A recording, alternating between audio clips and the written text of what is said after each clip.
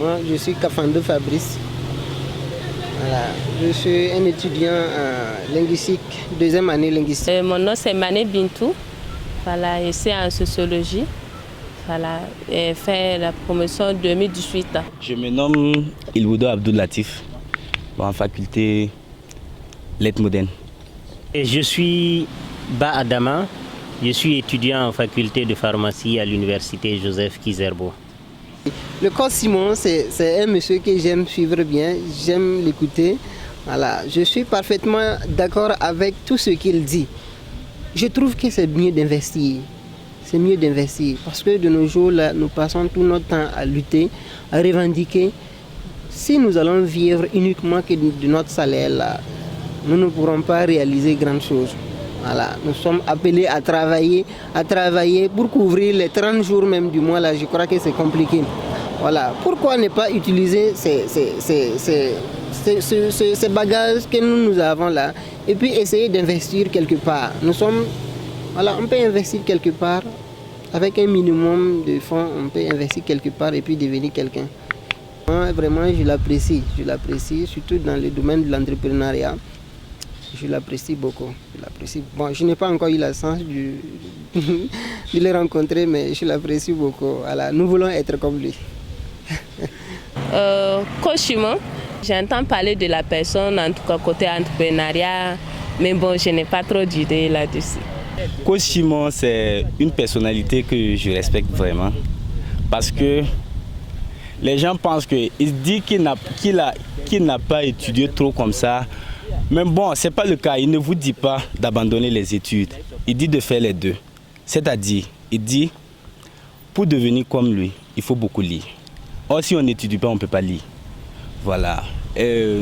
En plus, dans ses propos, il éveille les consciences des étudiants pour vous dire que non, ne comptez pas sur la fonction publique pour être quelqu'un demain. On peut même ne pas être dans la fonction publique et être quelqu'un. Un jour, j'ai suivi son émission, il avait il avait des témoins qui ont témoigné. Ils ont été dans l'école de Coach Simon. Aujourd'hui, ils gagnent leur vie. Coach Simon, c'est en tout cas quelqu'un que j'ai lu, j'ai écouté également. Si on le prend de manière brute comme il le parle, ça peut porter à confusion. Malheureusement, beaucoup de jeunes, beaucoup d'étudiants l'écoutent et n'analysent pas ce qu'il dit. Et quand c'est comme ça, ça devient catastrophique parce qu'on a vu, moi j'en connais même des étudiants qui étaient boursiers à l'UFR, on était ensemble, mais à cause de ce monsieur-là, ont abandonné ses études. Aujourd'hui, ça ne va pas.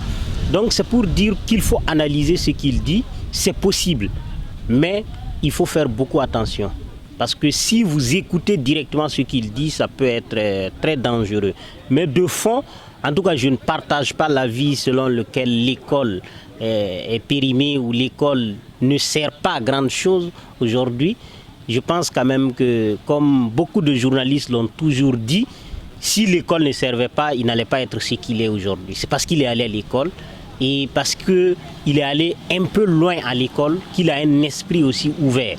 Les jeunes qui pensent que la vie c'est devenir millionnaire, même quand vous serez millionnaire, c'est d'autres qui vont gérer votre argent. Donc c'est mieux en tout cas d'aller le plus loin possible, mais d'essayer d'entreprendre quelque chose à côté. On en a des exemples des gens qui ont pu le faire et je pense que c'est ce qu'il faut faire le plus au lieu de s'attarder en tout cas à mettre sur les statuts ce que Coach Simon a dit, l'école n'est pas bonne, l'école fait ça. Bon, je pense que je ne partage pas ses avis.